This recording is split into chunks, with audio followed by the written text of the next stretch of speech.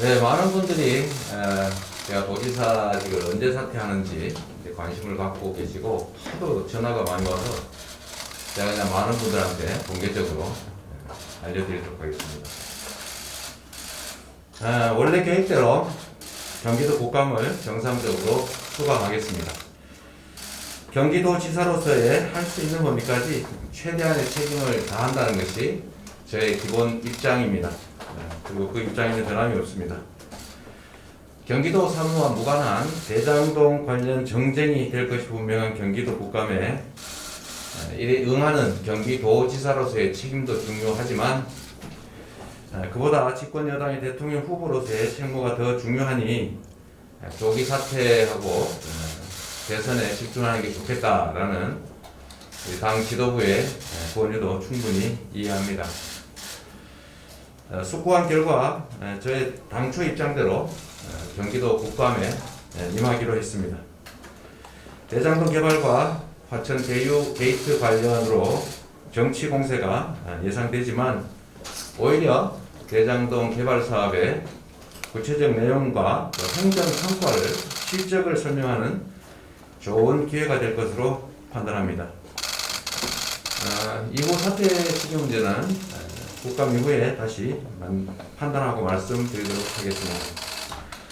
많은 분들이 오해를 하고 계신 게 있고 또 일부 언론과 일부 정치 세력들이 본질과 줄기 빼고 지연 말단적인 사안들을 왜곡하고 또 가짜 뉴스를 만들어서 마치 개발 사업에 뭔가 문제가 있는 것처럼 주장하고 있어서 몇 가지만 말씀드리도록 하겠습니다. 아주 세부적인 팩트는 이렇습니다. 대장동 개발 사업은 원래 LH가 공공개발을 추진하고 있었는데 제가 당선된 이후에 2010년 6월 2일인가 4일에 선거가 끝나고 난 후에 6월 10일인가쯤에 갑자기 LH가 공영개발을 포기했습니다. 나중에 알게 됐지만 그거는 업자들의 로비 때문이었다. 국민의힘의 정략 때문이었다는 것이 밝혀졌습니다.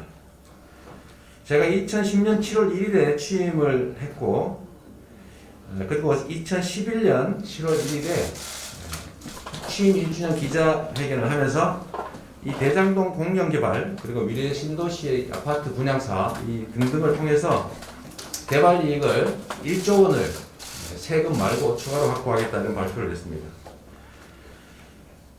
그런데 우리 성남시는 미래 신도시 분양 사업 그리고 대장동 개발 사업들을 공영 개발해서 개발 이익을 100% 성남 시민 몫으로 만들려고 했는데 4년간이나 국민의힘이 시의회를 동원해서 막고 민간 개발을 하라고 강요하는 바람에 결국 공영 개발을 할 수가 없었습니다.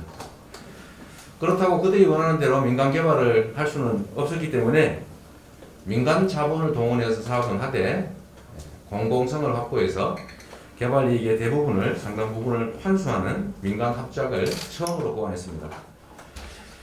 당시 자치단체들은 부산 LCT 분양 개발 사업처럼 민간 개발을 다 허가를 해줬지 이렇게 공영 개발을 하거나 또는 민간 합작을 통해서 개발 이익을 환수한 이런 사례는 없었습니다. 제가 민간 합작은 처음으로 했던 것 아닌가 생각이 됩니다. 그런데 미래 신도시 아파트 분양 사업은 원래 1,100억 정도가 남기로 돼 있었는데 예상 이익이 이거를 시의회 반대 때문에 민간 합작으로 전환하면서 5대5로 개발 분양 이익을 나누기로 했었습니다. 그런데 1,100억 원으로 예정됐던 예정 수입이 이상하게 시간이 지나면서 800억, 400억 이렇게 줄어들더니 나중에는 300억밖에 분양 수익이 안 난다라고 해서 결국 150억 정도만 손에 쥐고 말았습니다. 결국 150억도 번 거라면 번 건데 실패한 거죠. 비용 부풀리기가 그 원인이었던 것 같습니다. 이 미래 신도시 경험을 토대로 민간 자본을 이용한 준공영 개발, 민간 합작 사업을 다시 대장동 사업에 적용하게 됐습니다. 그런데 경험을 반영해서 핵심 내용을 이렇게 정했습니다. 성남시 몫을 비율로 정하지 않는다. 반드시 사전에 확정된 고정이익으로 정하고 그것도 사업 끝난 후에 받는 게 아니라 사업 도중에 미리 받는다.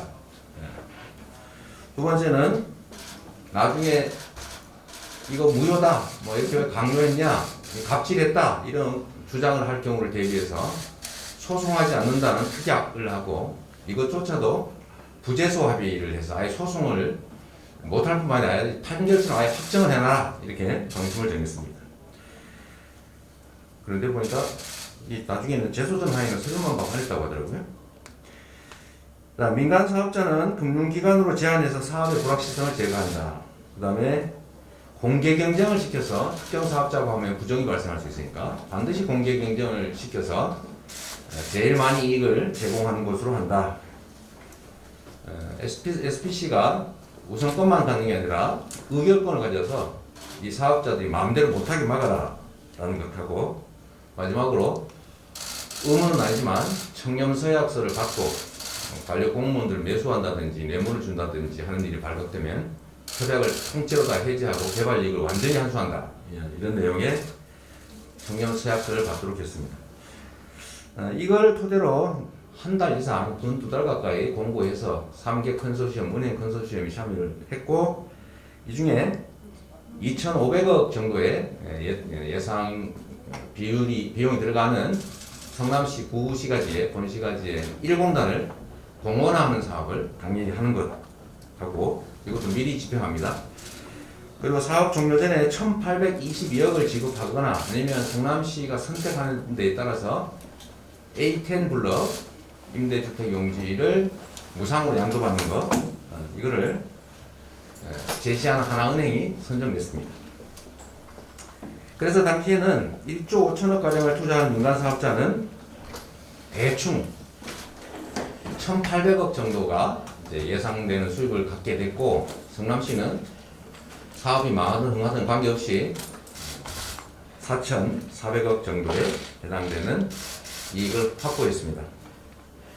그런데 2015년 최악이던 부동산 경기가 2017년 한 2년 지나니까 호전되고 있어서 제가 인허가권을 행사해가지고 갑질이라고 불릴 만한 일인데 이익이 혹시 1,800억 이상 더 날 것 같으니까 1,000억 정도를 추가 부담시키라 하고 해서 인가 조건에 붙여서 1,100억 원을 추가로 환수했습니다.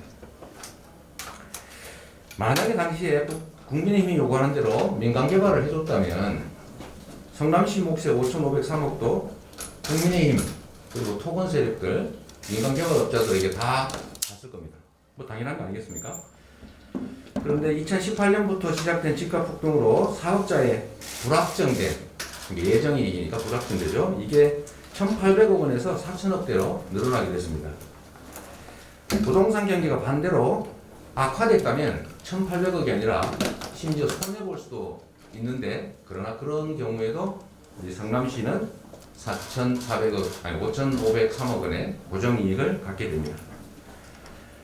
2018년 3월에 제가 사퇴를 했기 때문에 2018년 이후 집값, 땅값 상승에 따른 개발이익, 민간업자 몫을 분양가를 낮춘다든지 또는 개발이익을 추가 환수한다든지 인가 조건을 변경한다든지 해서 그럴 권한이 안타깝게도 저는 없었습니다. 경기도지사였으니까요. 사업자들이 청렴서약을 어기고 공직자한테 뇌물을 줬다라고 지금 문제가 되고 있기 때문에 제가 이것도 활용을 해서 며칠 전에 청렴 의무 위반을 한 것 같으니 일단 개발이익 지급을 동결하고 이미 지급한 개발이익도 보존 조치를 할 수 있게 조치하라고 제가 지시했습니다. 인사권자 그리고 관리자로서 일부 직원들의 일탈 행위에 대해서는 다시 한번 사과드립니다. 제가 관할하고 있던 인력이 약 5,000명 정도 되는데 어쨌든 그 중에 일부 직원들이 오염이 되고 부정부패를 했다는 의심이 상당히 들기 때문에 그 점에 대해서는 인사권자, 관리권자로서의 도의적 책임을 피할 수 없겠습니다. 다만 이 점에 대해서 앞으로 국민의힘과 보수 언론들이 과거와는 다르게 180도 태도를 바꿔서 100% 공공환수했어야 된다.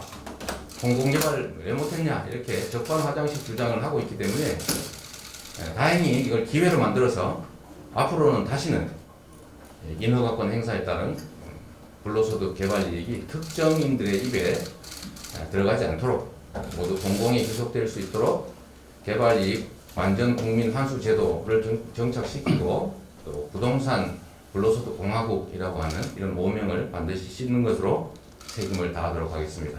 고맙습니다.